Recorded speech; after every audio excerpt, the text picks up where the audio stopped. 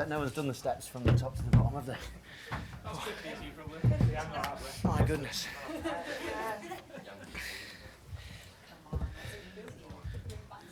Yeah, without crutches.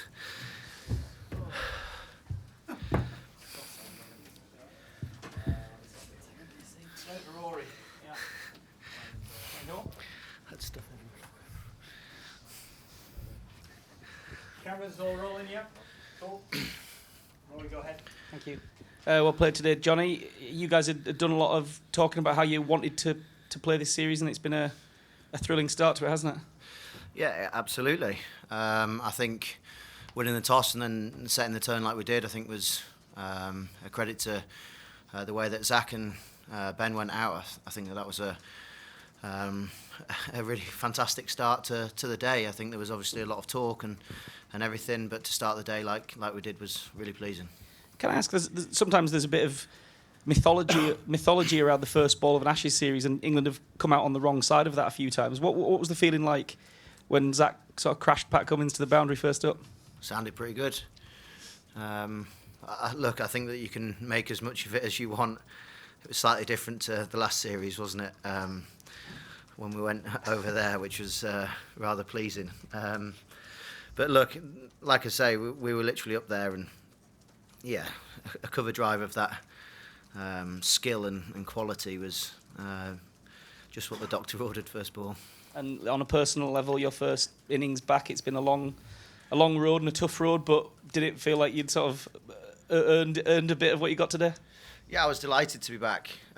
You guys have been well aware of how long I've been out for and the nature of the injury and everything that comes with that. It's never easy. And I think to be back out there on the big stage during the big dance is something that you want to be a part of.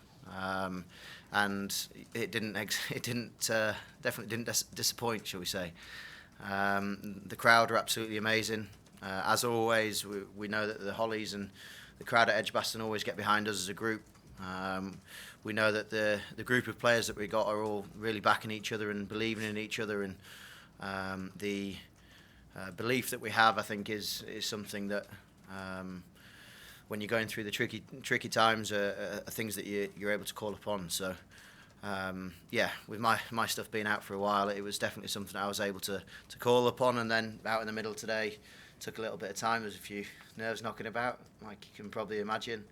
But yeah, when I found my flow and got into it and got into the battle, it was really enjoyable to be back out there. Sonia and then Stocksy. Johnny, I just wanted to ask you about the declaration, because it seemed to take some commentators and some Australians by surprise. I'm sure there's many decisions that Ben has made that's probably taken commentators and some people by surprise. So it was no surprise to us. And having played the game for as long as we have, and you guys been covering it for as long as you guys have, you'll all be well aware that a 20-minute slot for any opening pair is something that's not very nice and can be a bit niggly. So, look, it was a decision that Ben and Brendan had made, obviously in conjunction with the bowlers, but it's a shot to nothing, isn't it? You can walk off and there might be an unbelievable ball in there might be a loose shot or whatever, but we come back tomorrow with a ball that's 4 overs old, a fresh ball in attack, and a team that are really looking forward to the challenge. Johnny, hi Johnny. Just a word on Joe's performance today. England have never lost an Ashes series when he scored a ton. What do you want me to say to that? Just a word on Joe's performance, and then say we're going to win the Ashes because he scored 100. Wow.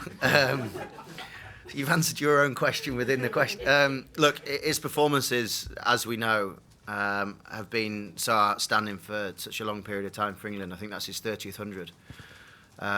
To have played 130 odd Test matches, to average over 50, predominantly in England, is something that's absolutely fantastic, and it's a huge credit to him for doing that. It takes a lot of skill, it takes a lot of endeavour, it takes a lot of patience. I could keep going. But the way in which he manipulated the strike, the tempo of him going up and then down, and sucking up pressure to then put pressure back on the opposition is a trait of his that a lot of people would like to have. Okay, we'll go with Mike Walters and then we'll go Sam Channel 9. Jonny, you and Joe put on 121. You scored at a runner ball. Was the most satisfying part of your stand the fact that 176 for 5 when you came together? It could have gone south pretty quickly, couldn't it? Oh, it could, but fortunate for us, it didn't. And that's why we try and go out there and put on stands like that. Is you grit your teeth and you've got to dig in, because you've got to dig in for a period of time, and then you try and find a way to put pressure back on the opposition. And we were fortunate enough today to do that. Some days it won't work, some days it won't come off. But if you keep believing and keep trying in the same fashion and the same way that that we believe we're able to, then hopefully more often than not it does. And look, to get up to 395 after that position that you mentioned that we're in, was it 170 for 5, was something that would have, I'm pretty sure you guys would have taken as well. I was going to ask a similar question, Jonny, about Joe's performance today, but can you talk us through, how special that moment was, the roar from the crowd, and what it was like as a mate to see him get that moment? It's brilliant. It's really special. As someone that's known him for such a long time, been through thick and thin, ups and downs, and experienced lots of different things together, is an absolute pleasure to be out there and at the other end with him, because he is a fantastic player. He's a fantastic talent. He's probably got another 10 years in the game. He'll be after 25,000 runs or something stupid at some point. Age 55 and he's still playing. But that's exactly what it is. He's someone that just loves batting. He loves being out there. He loves the occasion. He loves representing his country. He's been fortunate enough to captain his country and held his head so high with doing so through possibly the hardest period of time that we've had to deal with through COVID. And the way in which he conducted himself through that, he's really reaping the rewards coming out of the other end with it, because that wasn't an easy time. And you see the smile on his face, you see the cheeky little grin that he has, and when his legs bop around and runs through and what have you. And yeah, there's some special things and special traits that he's got, and it's hopefully the first of a few this summer. We'll do Will, Matt Henry, and then we'll take 2 more. Go ahead, Will. Jonny, firstly, what do you make of that pitch? Is it quite a nice pitch to bat on? Look, I think that the pitch is going to be interesting over the next couple of days. I think that the lads made it look pretty good today, because we went about it in a way that didn't enable the Australian bowlers to settle. Hopefully, with the skill set that our guys have got, with how relentless they can be with the lengths and lines that they bowl, we're able to exploit different things. Obviously, with the size of the Australian bowling attack and the heights and everything, there's different skill sets that they've got to what our guys have got, so it'll be a completely different challenge tomorrow. So it's slightly drier than I was expecting it to be. There's a few little bit of rough patches. There's probably not as much carry as I was expecting there to be, slightly different to India last year and that pitch. But look, until both sides have batted on it, until there's been a couple of days of Test cricket, it's difficult to actually put your finger on and make a relevant assumption of the wicket.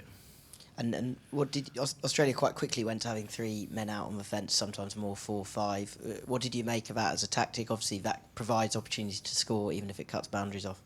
That's part and parcel of cricket. That's the chosen tactic. But look, as far as we're concerned, we go about it in the way that we want to go about it and try to play in the way that we want to play. So look, we just concentrate on how we're going about our batting and trying to put pressure back on the opposition in the way that we have done. So Matt Henry, Dan Brain, and we'll finish with Mel Farrell. Jonny, were you shocked to see deep point out at all in the first over? Like I say, that's their tactics. That's nothing to do with us, and we're just concentrating on what we're going about and how we're wanting to play. You'll have to ask different individuals. Batting at 7, I wasn't really. Yeah, it is what it is, isn't it? Okay. And when was the declaration first moved? When did you first hear that it might be happening? Oh, 3 Don't need minutes the time. past 6. How did it come quickly? Was it something that Stokes had mentioned early on? Was it? We sent a WhatsApp last night. No, I'm joking. We didn't know anything about it. It was literally, I'm sure he had a couple of conversations with Brendan and the relevant bowlers that were going to take it, but one of them was out in the middle, so there can't have been too many people that knew about it, and I definitely wasn't. It was a scramble to get the old tape on, pads on, and the rest. But to be fair, like I said earlier on, it's something when you're expecting something. It's when you're not expecting something. It's sometimes the best form of attack. One each, Dan Brennan and Mel to finish. Johnny, a lot of the way that you've played the past 12 months is at times characterised, just swinging, but clearly there's a lot more science to it, a lot more thought to it, and the sort of the hustling between the wickets today, pressing for gaps, pressurising fielders. Like, were you happy with that element of how you batted, particularly when you were out there with Joe? Yeah, I don't think there was too much slogging. I don't think there's been a whole lot of slogging over the last 12 months either, to be quite honest with you. I think that you alluded to the running between the wickets. I think that's a given. In the field, chasing the ball is a given. The little things that you're able to press on, and the little things that you're able to have an impact on, whether, like you say, the running between the wickets is something that you can walk off at the end of the day and you can have turned down an easy 2 and your mate gets out at the other end, or you can hustle between the wickets and you turn those ones into 2 and you've got 20 extra at the end of the day. And that's something that as a group we want to be known for, is that hustle between the wickets, is that endeavour to get back on strike, is that endeavour to run the 3 when there's potentially 2 and put your fielders under a bit of pressure. Mel, go ahead. Johnny, you mentioned before about being nervous.